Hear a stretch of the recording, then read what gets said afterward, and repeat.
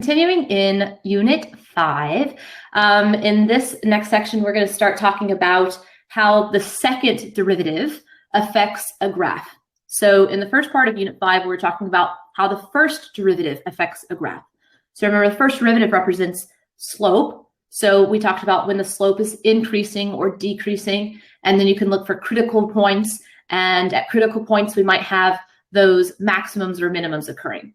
Okay, so that's important. That's what calculus brings to the table, that we can use calculus to find those max and mins. And that's what the calculator is doing when you used a calculator in the past to find max and mins. It was actually really using calculus techniques to hone in on those.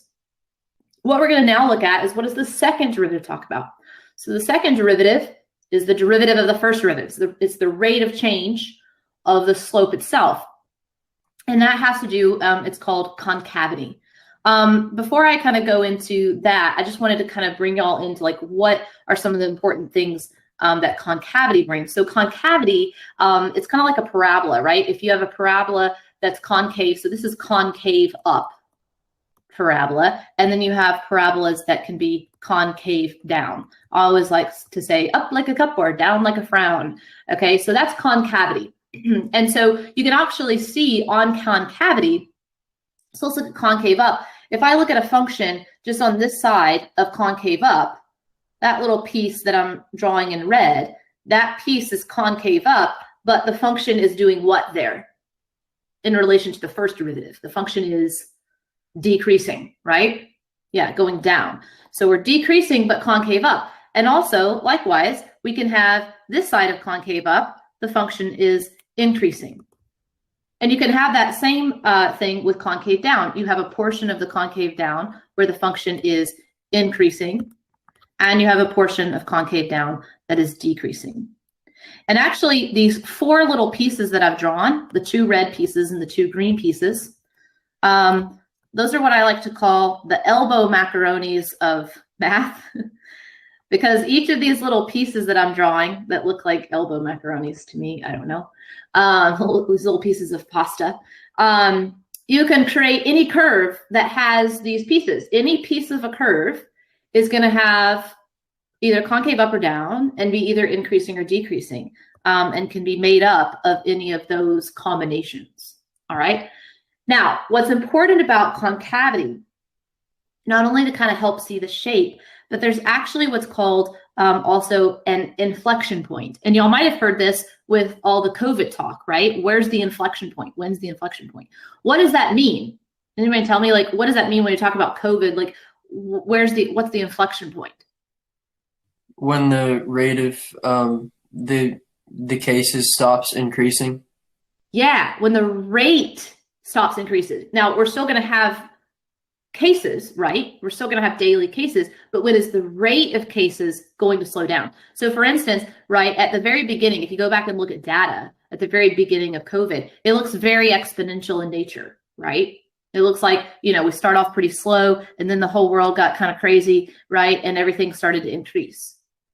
Then we got really, like, we had like the highest number of cases up to this point, right? Was like early or like midsummer, right? And then since then, what happened? There was kind of an inflection point and things kind of slowed down. You see right in here, you see how I went from kind of a concave up graph to then now concave down. You see that in the shape? That right there is called an inflection point. And that's exactly what Raj said. It's when my rate of cases, the actual rate, starts to change from increasing to decreasing. Now, is my graph still going up? Yeah, the graph is still going up. I still have daily cases, but it's not increasing as quickly as it was before. So you can see how that might be important, not just with COVID or pandemics or things like that, but in a lot of things, right? You could think of that in even business models, right? You might be making a lot of money, but there might be an inflection point where that might start slowing down. Like, when is that going to happen? Making that projection, things like that. Okay. Any questions on that? Like kind of what concavity means and also what an inflection point means? So an inflection point is basically when the concavity shifts. Yep. When the concavity changes sign. Yeah, when you change from concave up to concave down, or concave down to concave up. Yeah. Okay. All right, so that's what I've got all formally written in this box. So our test for concavity. So if you have a function, now concavity comes from the second derivative because it's how the rate itself is changing. So it comes from the second derivative. So in this first bullet, if the second derivative is positive, so if the rate of change of the slope is positive, then what you have is concave up. And kind of let me show you that with my graph of concave up. Let's kind of show you, if I kind of erase this and I show you, let's say if I choose this point right here and I take the tangent line, that tangent line is very steep negative, correct? Has a very steep, very negative slope. Now, as I move to the left, you see how here, that's still a negative slope, but it's less negative. So you see how the slope increased, right? I went from very negative to less negative. Then right in here, your slope is 0, correct? As you continue to move forward, you see how now I'm a positive slope, and now I'm a very positive slope. So you see how you move from left to right, my slope is increasing. Does that make sense? So when I'm concave up, so when F is concave up, how about you write this down, maybe on off to the side if you can. When F is concave up, F prime is doing what? The slope is increasing. Notice not F is increasing, F prime is increasing. And when F prime is increasing is when its derivative is positive. Okay, so that's probably a good thing to write down there. Okay, so when F is concave up, that means its slope is increasing, which means the slope of its slope is positive. Likewise for concave down, when F is Even on the concave, left side? say again? Even on like the red left side? Yeah, because you're very negative. So let's say this slope, so let's say here this slope is really negative. Let's say a -10 slope. Mm-hmm. Oh, I'm yes. just making something up. So then this slope right here might be like -2. So it's less negative. Yeah. Y'all good with that? Okay. Likewise, for if F is concave down, you see I have a very positive slope. And as I move to the left, you can see now my slope is decreasing, right? So if F is concave down, that means F prime is decreasing, and therefore F double prime is negative.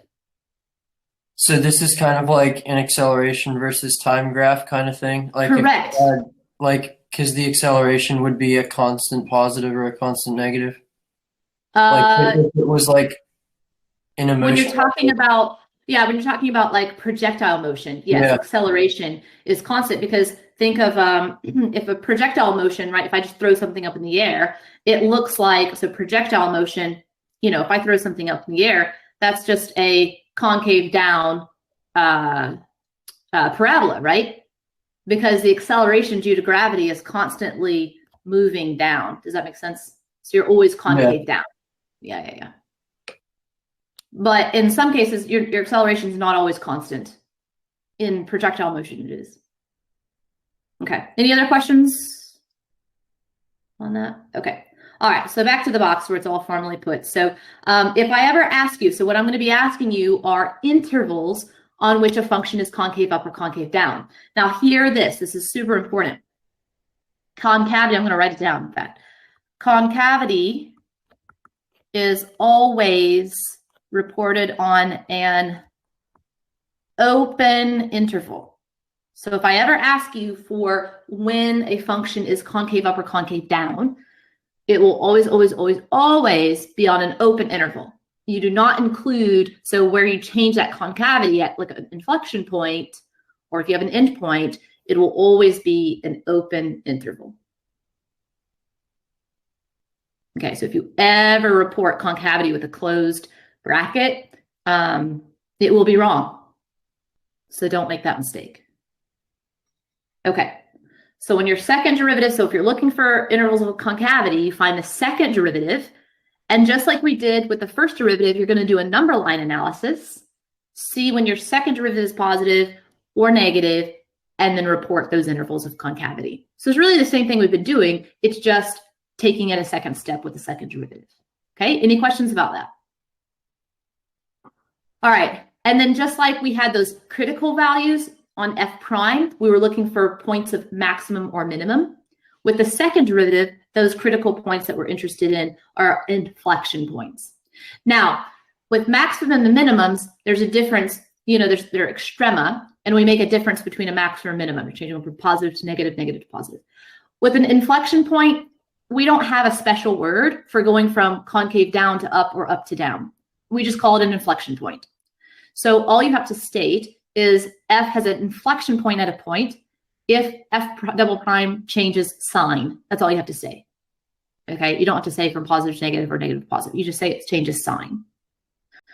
Okay, so let's try some examples. Example 1. Notice I've just gone ahead and given you the second derivative. Find the x values at which F has a point of inflection. Okay, so if I've already given you the second derivative, then we're going to make a number line analysis for the second derivative. I always label my number lines, whether I'm looking at F prime, F double prime. It's good practice. So we already have it nice and factored for you. So the numbers that go on my number line are anything that causes my second derivative to be 0 or undefined. It's kind of like critical points for F double prime. This function is always defined, so the two places that it would be 0 would be at -7 and 3. Now, I've taught you guys in pre-cal how to do number lines here. If you are in doubt, test a value if you're not sure. You could also use the trick that I taught you. What degree polynomial is this second derivative? Yeah, it's just the third degree. But notice, so remember, third degree is an odd, and odds normally go like up, right? From left to right, they go up. However, notice we're leading with a negative. So this odd degree is going to go down from left to right. If you remember that, great. When in doubt, test a value. Test 0 and make sure that you're doing this number line analysis correctly. So if you're doing the end behavior, it would go from positive to negative on the other side. Then using our multiplicity at 3, that has a multiplicity of 2. So at 3, we do not change sign. Questions on how I did that? Why is the left positive? So it's an odd degree. So the end behaviors are not going to agree, right, when you have an odd degree. Mm-hmm. And it's a negative. The leading coefficient is negative. So you see how I drew this? So if you have a negative odd degree, so it's a cubic function that's negative, so it's going to go down from left to right. Yeah, okay. Like that. Yeah, good.